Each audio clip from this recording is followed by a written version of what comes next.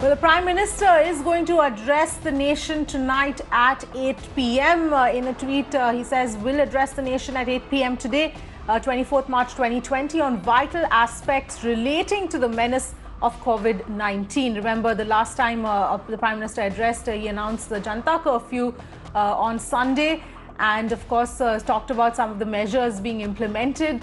And just immediately after Janta Curfew ended, we saw several states going into full lockdown mode. Let's in fact go across to Managing Editor Vinay Tiwari, who's joining me on the phone line. Vinay, one more address by the Prime Minister today. It is going to be extremely crucial because several states across the country are currently in lockdown mode, and there seems to be some difficulty in actually enforcing the lockdown and getting people to stay home.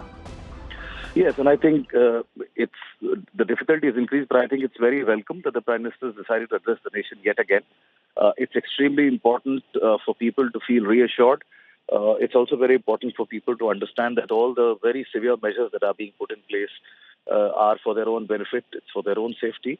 I don't think there has ever been an instance where 30 states have been put under a virtual complete lockdown.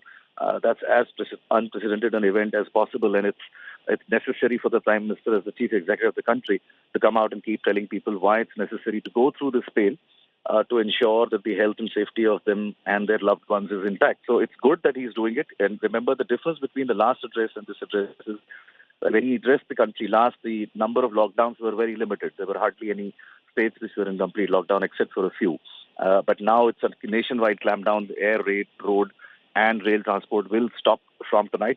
Trains and buses are already stopped, and air traffic will stop from tonight. So it's good that he's addressing it, but I think he's addressing it in a situation where people are going through a very, very unusual time of need.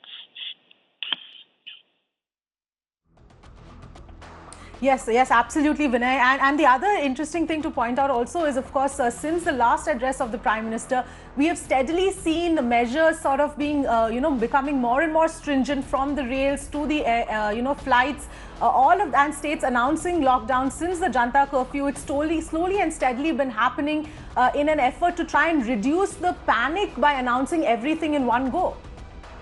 That's right. So the government has actually essentially done three things, if you notice. One, of course, they have used a graded system of response where they have steadily upped the level of restrictions. And I think that was based on the feedback and an assessment on the ground on how much people are following a few things voluntarily. Remember, I think it's very important for us to know or to tell our viewers that in India, sometimes voluntary compliances don't always work. We are a very outdoor country. We like to spill out on the streets. Jaywalking is almost a fine art in this country. And if we have large number of people, so the compliance rates of any measure which are voluntary nature sometimes is inconsistent, and which is what perhaps was observed by the authorities in the state over the last 1 week, and hence the governments have now advised a stricter compliance where a 144 is now almost universally applicable, and the police has been instructed to be tougher with people who seem to have no reason to be out on the streets but yet are out there. So that's the first part of the response that we've noticed, Avni. The second part of the response, if you see, the Prime Minister's office has been holding regular video conferences with all the stakeholders that are part of this crisis. The Prime Minister's office has done a video conference with the corporate industry leaders. He has done a separate one with the pharma industry leaders. There was one with the media, editors of networks as well. As well as the chief ministers of different states. So he's also trying to reach out to various stakeholders whose role in fighting this war is going to be critical.